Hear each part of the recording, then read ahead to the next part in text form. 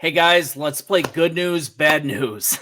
Our defensive end, Yanik Ngakoue, he's headed to injured reserve. He broke his ankle playing the Lions, broke it in the fourth quarter. He's got to get surgery, and he's out for the season. He's done.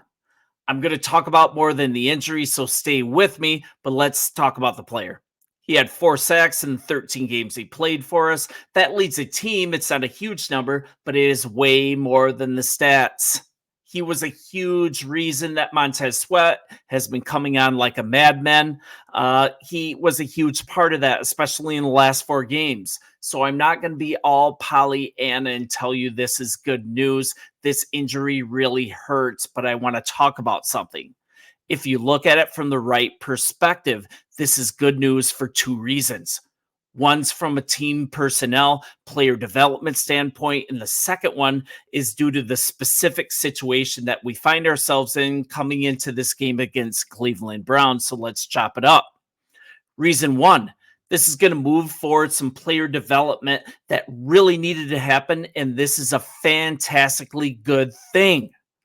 Although he was playing great, Yanik Ngakoue was a 1-year rental. He was on a 1-year, $10.5 million contract, and he was not coming back next year. So let's table it. We're going to miss him, but let's just table it and consider it done.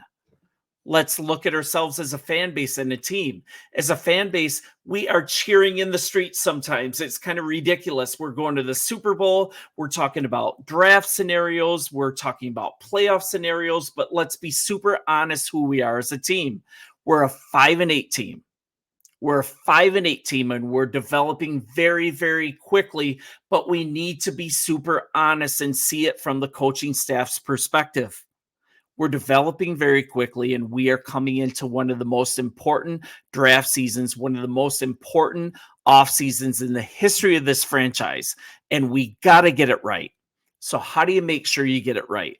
We have to evaluate our young players well and give them playing time. And we also have to make sure that we know exactly what we have in our veterans and all of our players. So we know exactly who we are as a team, what our identity is, what our weak spots are. So when we come into the offseason, we can get it right and come into next year strong. So let's stop talking about Fields. I don't want to have a Fields conversation today. Let's table the Field conversation for another day. I am tired of it, and let's get to real talk. With Ngakoue out, what do we have to do?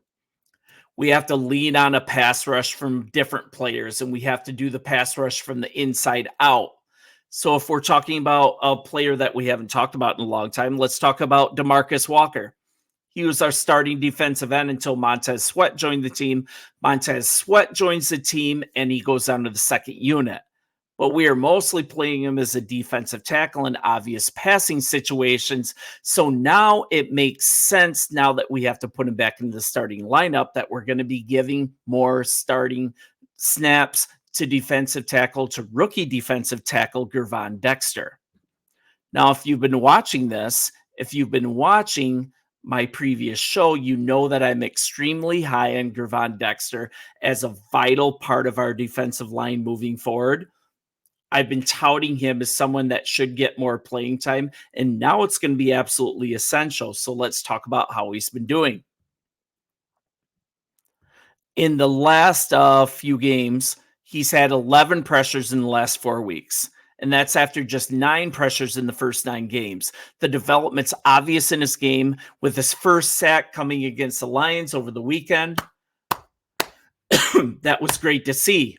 More than that, his pass rush win rate, try saying that 10 times fast, it's up from 10.6% to 16.7%. So that's even more signs that Poles got it right with this guy. That's great to see. But what we need to watch for during the game this weekend is how he does against a run. And let's be honest, he has not improved as a run defender this year. Why is that? Is it because of ability, or is it because he needs more experience? Let's look at that. He was drafted. We know he was drafted in the second round as more of a pass rush specialist. That's true. So it's really good to see him improve in that area, but he needs to be more. He needs to be well-rounded. If he's going to be an every down player for us, he needs to not only run the passer, obviously, but he has to be able to defend the run as well. So let's look at what's been happening. Only 25% of his snaps have come on rundown since week 3. So part of it is that he desperately needs in-game reps in this area. We haven't been giving it to him. So that needs to happen if we're going to develop him still. While teams do pass heavy, someone like Justin Jones, he's been playing 34% of his snaps against the rush. In the past 4 weeks, Jones has had 49 run defense snaps. Dexter's had only 26. So the common thought is if Dexter wants to play more, he has to earn those snaps, but now they're going to be freely given to him because we need his pass rush. We need him to be essentially an every down player with the Ngakoue injury, I would argue. So as fans, what are we looking for? What do we want to see? We want to see sacks. We want to see pressures. That's super fun. I believe that's going to come. I believe we're going to see that. But as informed fans, let's look for what the coaches are looking for. Let's watch for how much he's playing on running downs. Let's see what his effectiveness is. And let's look at the Ngakoue injury as a positive. It might end up being a huge blessing in disguise that forces us to push his development by force feeding him snaps out of necessity. We need his pass rush really badly. So let's go into it with a positive attitude. Let's look for him to develop and run defense, and let's enjoy the quarterback pressures. I think he'll get a sack or 2 against Cleveland. Yes, I said it. I think he's going to be a big factor. And let's talk about why. Let's talk about reason 2. This is a good thing. This couldn't happen at a better time because Cleveland is experiencing injury after injury after injury after injury, and today is no different. ESPN just announced that Cleveland's leading tackler, safety Grant Delpit, he was put on injured reserve on Wednesday with a groin injury. That means he's going to not only miss this week, but he's going to miss the last 4 games at minimum. He might make it back for the playoffs. The Browns also placed their leading tackler, Ngakoue. He is on injured reserve with a groin injury. I believe it's a growing injury. No, it's a pec injury. Excuse me.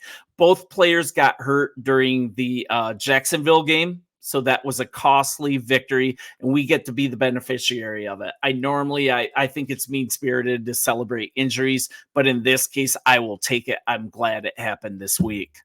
This comes directly after their offensive line has just been decimated. They've gotten 3 major injuries on their offensive line. So we are literally facing this team that's lost Nick Chubb, that's lost Watson, that keeps losing player after player after player. And we are playing them at their weakest point.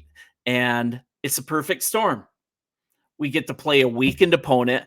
We get an opportunity to develop players and get some of our younger players playing time that are really popping. And I think it's a fantastic situation to be in. If we win this game, we can run playoff scenarios. If we win this game, we can start talking about Fields again and start thinking about the future in those terms. We're going to have Atlanta left. We're going to have the Cardinals left, and we could be coming into the last game of the season against Green Bay, and it could be so much fun. It could be with a playoff spot on the line, but it's going to have to be the perfect storm. You guys, let me know what you're most excited about to end the season. Let me know what player you think is going to benefit the most with this injury and what you think the positives might be, if any. You might think it's just all negative. I look forward to talking to you on the message boards, and go Bears, bear down. We'll talk soon.